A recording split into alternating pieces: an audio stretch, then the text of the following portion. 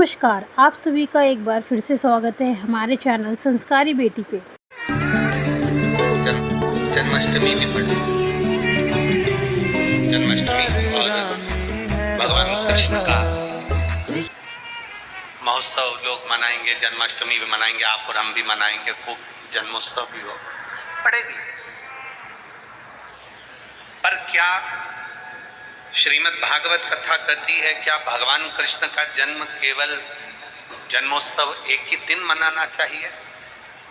श्रीमद् भागवत कथा में वेद व्यास जी वर्णन करते हैं, सुखदेव जी महाराज राजा परीक्षित से कहते हैं कि भगवान कृष्ण का जन्मोत्सव तो अपने दिल में रोज मनना चाहिए कि आज मेरा कृष्ण मेरे हृदय में प्रकट हुआ है, आज मेरा कृष्ण मेरे हृदय में प्रकट हुआ है, आज मेरा कृष्ण मेरे नगर में प्रकट हुआ है, आज मेरा कृष्ण मेरी रोमावली में प्रकट हुआ है, आज मेरा कृष्ण मेरी चित्तवृत्ति में प्रकट हुआ है, आज मेरा कृष्ण मेरे नैनों में प्रकट हुआ है, आज मेरा कृष्ण मेरी श्रवण शक्ति में प्रकट हुआ है, आज मेरा कृष्ण मेरी श्वासों में प्रकट हुआ है, आज मेरा कृष्ण मेरे हृदय में, मेरे चित्त में, मेरी वृत्ति में प्रकट हुआ। केवल साल में एक दिन भगवान कृष्ण का जन्मोत्सव नहीं, रोज प्रतिदिन अपने भीतर भगवान के प्रागट्य का जन्मोत्सव होना चाहिए। उसी तरह लोग कहते हैं कि सावन का महीना है तो मुझे मंदिर जाना है, सावन का महीना है तो मुझे त्रिपुंड लगाना है, सावन का महीना है तो मुझे शंकर का गुणगान करना है। ना, प्रतिदिन, प्रत्येक घड़ी, प्रत्येक पल, प्रत्येक क्षण भगवान शिव को समर्पित होना चाहिए। आपके घर में अगर छोटे से शिवलिंग है, आपके घर में छोटे से ठाकुर जी हैं, आपके घर में छोटा सा कन्हैया है, और छोटे से कन्हैया जो पुराने समय का है, उसको नेत्र भी लगाने की जरूरत नहीं है क्योंकि उसके नेत्र हैं। एक पात्र में जल और दूध ले लीजिए, तो कहोगे गुरुजी ये कथा कहां से निकाल के लाए हो? तो विष्णु पुराण में से आप उसको स्मरण कर सकते हो।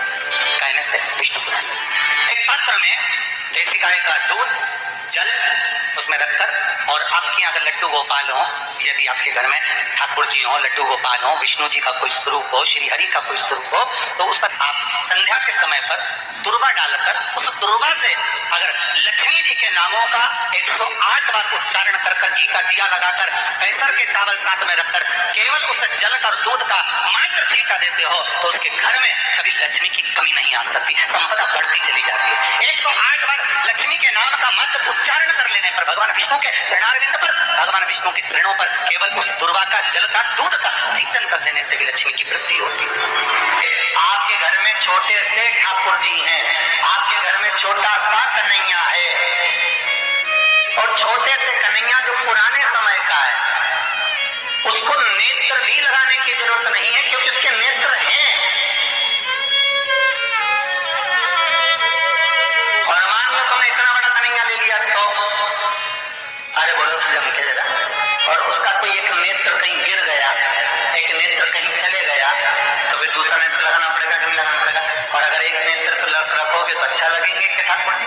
नहीं, तो नेत्र होना, जितनी बड़ी मूर्ति होती है, जितना बड़ा स्वरूप होता है, जितना बड़ा शिवलिंग होता है, जितनी बड़ी मूर्ति की स्थापना होती है, उतनी उसमें सेवा की और भाव की जरूरत पड़ती है। भगवान विष्णु ने जाते हुए शिव बाबा को देखा, शंकर भगवान से, भगवान नारायण ने कहा आप कुछ कहेंगे नहीं? भगवान शंकर कहते हैं नारायण चिंता मत करो, ये बद्रिकाश्रम में जो आएगा चने की दाल चढ़ा कर जाएगा, चने की दाल को मंदिर के पीछे बैठकर ओम नमः शिवाय बोलकर जो नारायण को समर्पित करेगा उसके मनवांचित फल को मैं 3 महीने में पूरा कर दूंगा, उसके मन की कामना को मैं 3 माह में पूर्ण कर दूंगा। आज भी नियम है, चने की दाल को लेकर जाते हैं, बद्रिकाश्रम के मंदिर के पीछे बैठकर चने की दाल को लेकर ओम नमः शिवाय का जाप करते हैं, 7 बार ओम नमः शिवाय बोलकर चने की दाल वापस घूमकर भगवान विष्णु को समर्पित करी जाती है, तो 3 महीने में मनोकामना पूरी हो जाती है। भगवान की मूर्ति जितनी छोटी होगी उतना सुख देती है, जितनी बड़ी हो जाएगी उतने लाड़ की जरूरत पड़ जाएगी, उतने लाड़ की।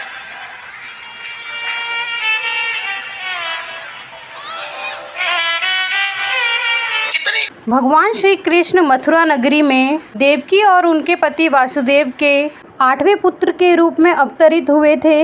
मान्यता है कि जो भी व्यक्ति श्री कृष्ण जन्माष्टमी का उपवास करते हैं, विधि विधान से पूजा करते हैं, उनके सभी कष्ट परेशानियां दूर हो जाती हैं। जिनके घर पर कान्हा की मूर्ति नहीं है या जो लोग अपने घर पर लड्डू गोपाल जी को लाना चाहते हैं, वह आज की शुभ घड़ी पर अपने घर पर लड्डू गोपाल जी को लेकर उनकी सेवा कर सकते हैं। अगर इस दिन सच्चे मन से भगवान श्री कृष्ण से संतान की प्राप्ति की प्रार्थना की जाए तो और उनसे विनती की जाए तो भगवान की कृपा से उनकी ही तरह सुंदर और स्वस्थ पुत्र की भी प्राप्ति होती है एवं स्वस्थ बालक की प्राप्ति होती है। इस कामना के लिए आपको संतान गोपाल मंत्र का जाप करना चाहिए, जो इस प्रकार है। ओम श्रीं ह्रीं क्लीं क्लौं देवकी सुत गोविंद वासुदेव जगतपते देहि मे तयन कृष्णं त्वामं हम शरणं गतः। लंबे समय तक संतान गोपाल मंत्र का जाप करने से भक्तों को सुंदर और बुद्धिमान संतान की प्राप्ति होती है।